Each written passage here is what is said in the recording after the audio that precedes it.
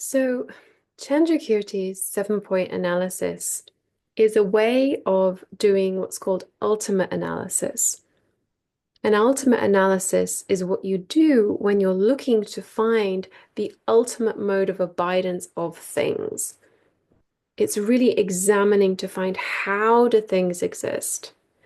And the 7-point analysis of the chariot is used as a way of, as an example of doing ultimate analysis, but of course it could apply to other things. And indeed, Chandrakirti and Lama Tsongkhapa say that just as the chariot is imputed independence on the collection of the parts, in the exact same way, the self exists designated on the aggregates. So, and Lama Tsongkhapa says, the self exists designated, imputed on the aggregates without inherent existence. And that, according to the Prasangika, is how things conventionally exist. So for the Prasangika, inherent existence is a complete non-existent thing. Completely non-existent. Not ultimately, not conventionally, totally non-existent. Here's the problem with that. The only people that agree with the Prasangikas are other Prasangikas. And even though the Madhyamikas are two, there's Madhyamika Svatantrika and Madhyamika Prasangika, they actually have very different positions. So both of them agree that phenomena are designated by name and conceptuality. Okay, so I have my little object here, which is very pretty, and I deliberately got one that would arouse my grasping at true existence. So both of them will agree that this object exists in dependence upon being posited by name and conceptuality. So my conceptual consciousness looks at it and says, I can put my tea in it, it has a handle, it has a round part, it fulfills the function of a cup, it's suitable to be called cup, and then the naming part of me names it cup. Both of them will agree with that. They'll say, yeah, name and conceptuality are involved in positing the object. The Svatantrika will say it exists designated by name and conceptuality, and there is some findable, graspable essence, some inherent existent cupness within that that makes it cup.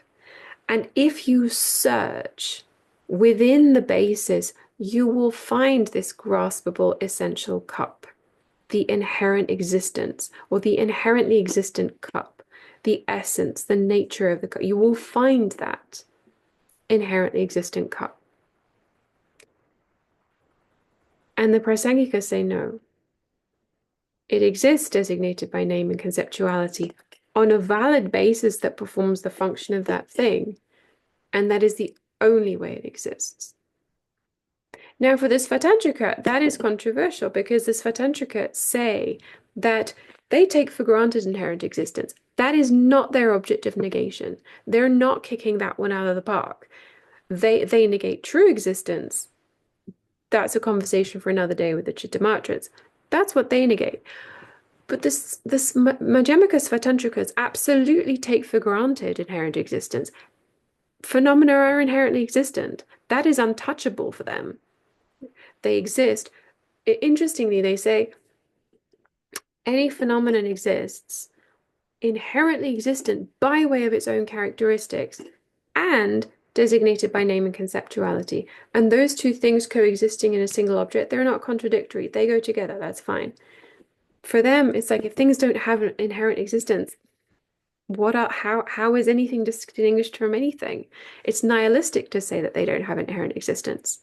And the Prasangika turn around and answer, okay, that thing that you posit as necessarily existing, that untouchable inherent existence, that's our object of negation. That's our object of refutation. So the very thing that Svatantrikas take for granted as necessarily existing, no debate, is the thing that the Prasangikas say we reject outright. That doesn't exist at all. So it's very different. There's a component of conventional existence that the Svatantrikas say absolutely is there, and the Prasangikas say absolutely is not. So then to answer this question, is the 7-point analysis, this way of searching exhaustively for the object that the what the Prasangikos will call the object of negation, which is inherent existence. Now, inherent existence, according to the Prasangika, does not exist at all. So it's like it's not even searching for a needle in a haystack. It's you're searching for something that they say doesn't exist, but we've been grasping at since beginningless time. So in essence, what you're doing is you're saying, okay, and actually this is the first point of the if one were meditating, the first point would be to arouse in the mind a meaning generality, a similitude, an image of true existent or truly existent chariot. If the chariot were to exist in that way, if it were inherently existent, you would find it within the basis. That's kind of the measure of inherent existence. If you search in the basis, you will find it. So the Svatantrikas say, if you search in the basis, you will find it. And the Prasangikas say, if you search in the basis, you will not find it. And that non-finding is the realization of the emptiness of inherent existence. And then does that mean the chariot doesn't exist? No, it exists not inherently, designated by name and convention on the basis of designation. So, what are the 7 points? So these 7 points are 7 ways of searching and investigating in order to find whether this mode of existence that we've been grasping at, whether it really exists. The first time we hear these, sometimes these ways of analyzing sound very strange. It's like, it's a little bit like, well, for some of us at least, it's a little bit like being a small child putting on. In fact, I remember when I was a kid, my mum had these big wooden clogs. I was very small. She had these big wooden clogs, and they were large, uncomfortable, unfamiliar, but I insisted on trying to walk around in them. Trying to understand some of the philosophical arguments is a little bit like trying to walk around in big, uncomfortable shoes or high heels or clogs, whatever. It doesn't fit, it's too big, it's weird, it's wonky, you fall over a few times, and you might even wonder, why does anybody do this? So some of the arguments are, some of them are kind of clunky and chunky and difficult to walk around in, but it's said that the merit of hearing teachings and reflecting and contemplating is so enormous that there is value in it. And when we accumulate enough merit and purify, then Chandrakirti says, you need to know the reasonings to perform the meditation. Okay. And of course, I believe it's Aryadeva that says, even having a doubt tending towards the fact about emptiness begins to shatter the root of samsara. So we have to be patient and just take it as it comes. Okay, so the 7-point analysis. So Chandrakirti says that the chariot does not exist inherently because when searched for in any of the 7 ways, it cannot be found. So the first way of searching for the chariot, if the chariot existed inherently, it could exist as inherent one with the parts. All right, so the first thing we're searching for is an inherently existent, graspable, findable essence of chariot that is one with the parts. And so if the chariot existed in that way, Chandrakirti says, then all the parts would be chariot. So it's a little bit like saying, for my cup, if the cup is inherently one with the parts, then the handle will be cup, the round part will be cup, the top will be cup. All of the parts, and there are a few of them, all of the parts will be cup. But of course, all of the parts are different. So how can they all be the same thing? If there's this part, this part, this part, and this part, if the cup is one with the parts, then all the parts are cup, but they can't be because they're not all the same thing. So in the same way, It's problematic if you say, oh, well, the chariot is one with the parts, then all of the different parts, the wheel, the seat, all of them have to be chariot. Does that make sense? The other possibility is that there's only one part. So in the same way that chariot is one, part is one. Well, that's a bit problematic as well, because if we think about it, let's assume I don't have a chariot, I have my cup. Okay, so it's it's problematic because let's take my cup again. My cup, it was produced in dependence on causes and conditions and parts. So if I were to break it into pieces, I won't. But let's take the chariot for a moment. So the chariot was established in dependence on parts, on causes and conditions.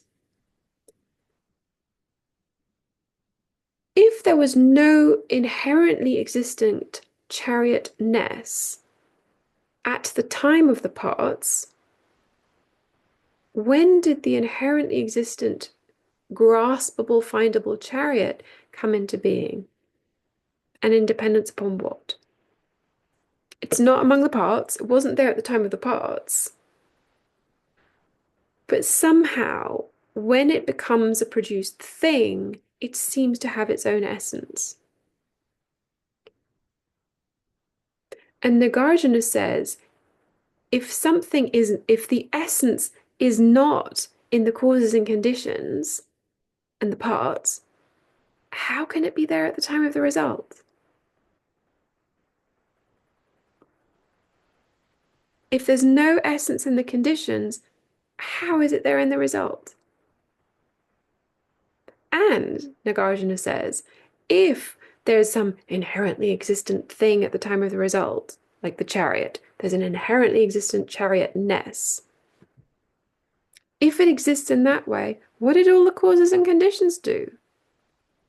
What were they there for? What did they do? They didn't contribute anything because there's an inherently existent chariot. So the inherently existent one is problematic.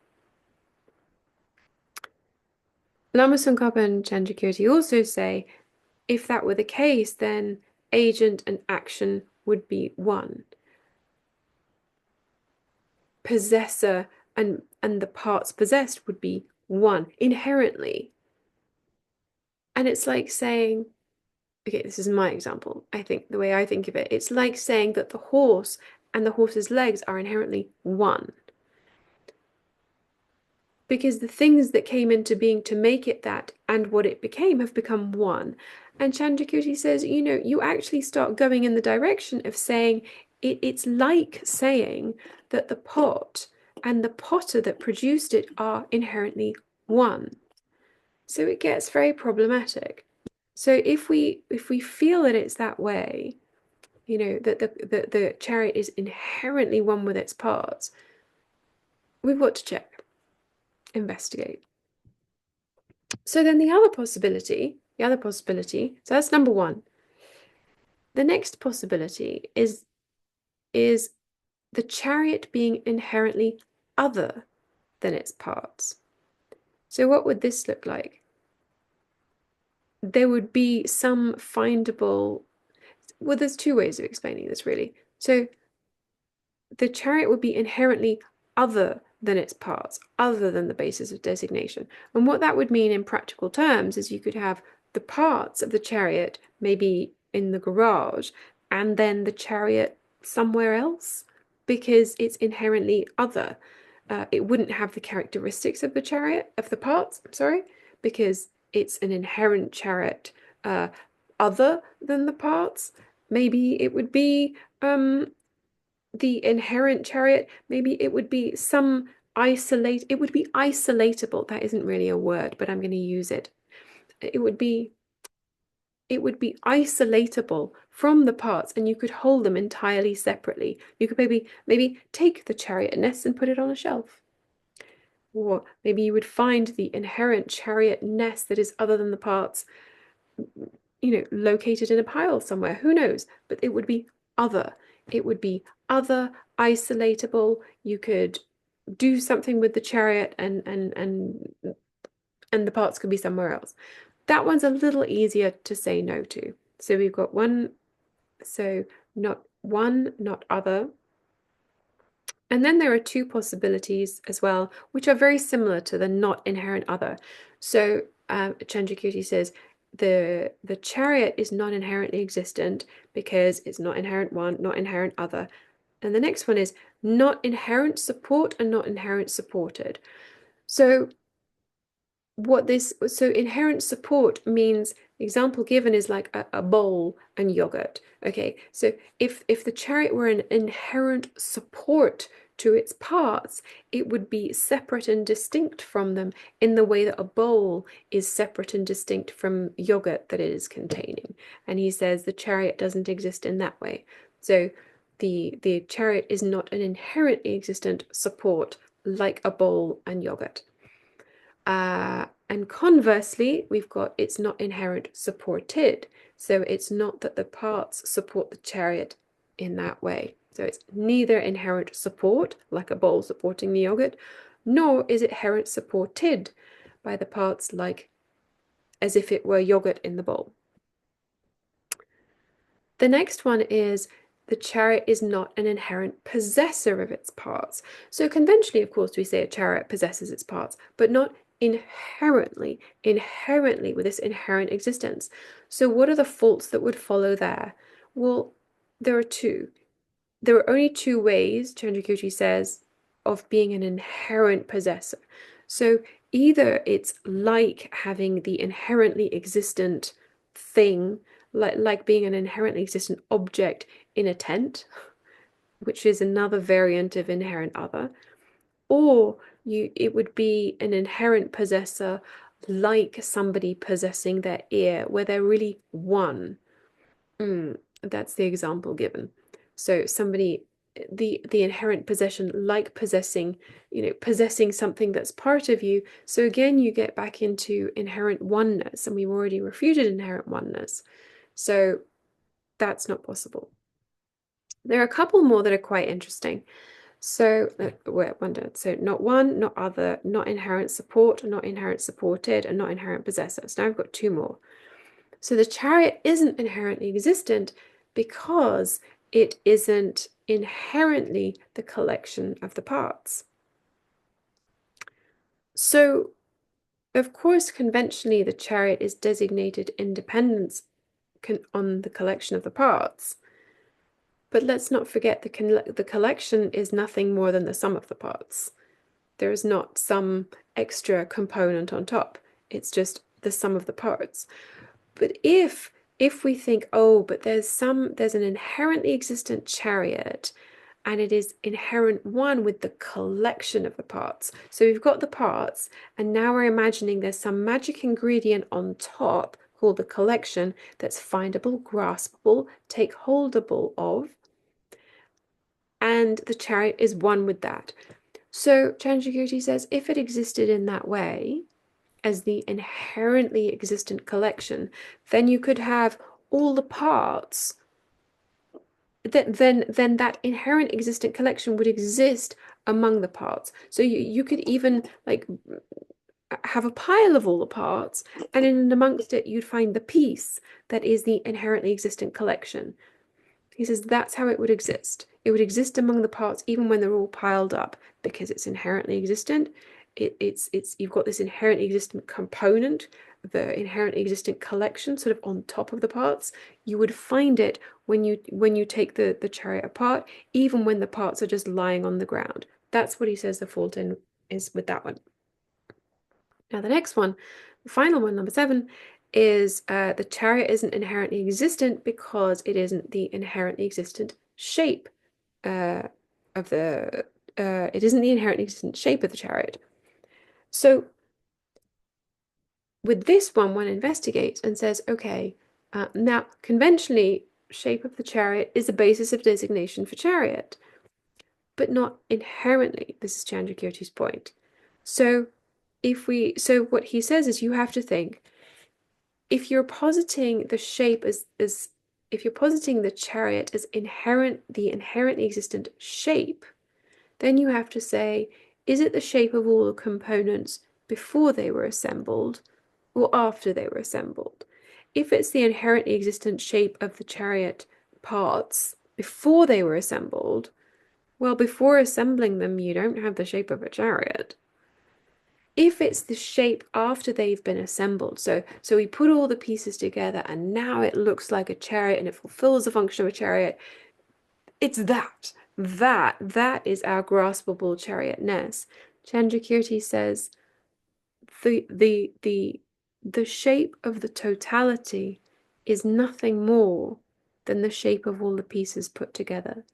So if when you separate out all the pieces into their components, the wheel, the spokes, if you separate all those out, if the chariot is not inherently one with the shape of all those parts when they're spread out, it's not going to be inherent one when they're all put together, because there's nothing more in the sum than was in the parts. So a person with enough merit and purification would have, would, would have, or would generate in their mind, and it would have to dawn well to the mind, a meaning generality of this thing called, inherent existence. In fact, they would have to be, they would, and Yangtze Rinpoche has a very nice suggestion for this. He says, nowadays we don't use chariots, we use cars. So if you're going to do this analysis, use a car, and use a car that you're really attached to. Use a car you really like to kind of activate that grasping, because just having a wishy-washy sort of notion of something isn't enough. We need to have a bit of grasping. And not every conception of a phenomenon that we have is the conception grasping at true existence, inherent existence.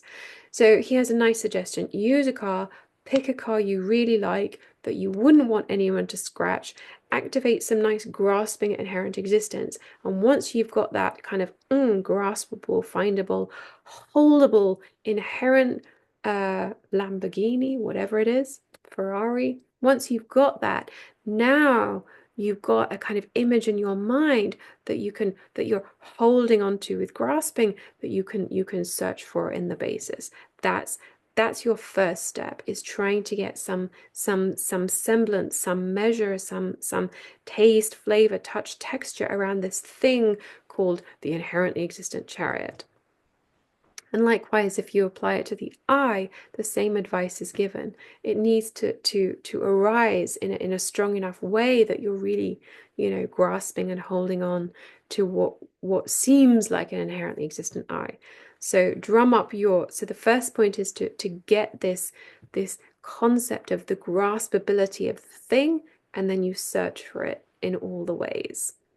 And the yogi with enough merit will and purification will do that successfully. They will get the concept of the inherently existent thing, and they will also ascertain that, and they will search for it in all the 7 ways, and then probably they don't find it, and they say, okay, does that mean that chariot doesn't exist? Well, no. How does it exist? Without the inherent existence, without that piece that one imagined was there, but yet existing dependent upon name and conceptuality designated on the basis. And that then is the way it does conventionally exist. So having negated the way it doesn't, they would arrive at how it does exist using that thorough analysis, because they would also realize that if it doesn't exist in any of the 7 ways, it cannot exist inherently at all. It's a tricky analysis. Most of us, we do our best, and most of us either struggle trying to get the shape around the inherent existence, or we think, well, it doesn't exist in the 7 ways, but it must exist somehow, right? There's an 8th way, a 9th way. That's, So we, it's a little bit like, just because you've lost your keys and can't find them doesn't mean they don't exist. Like, they'll show up, right? So, just because you can't find it or somebody says it's not findable, it's like my lost car keys or my lost house keys. Like, doesn't mean they suddenly become non-existent. So that's just because of strong grasping at true existence. But nevertheless, learning these reasonings, thinking about them, is said to be really helpful and gives us some material to chew on, and we can start to really think about how things exist.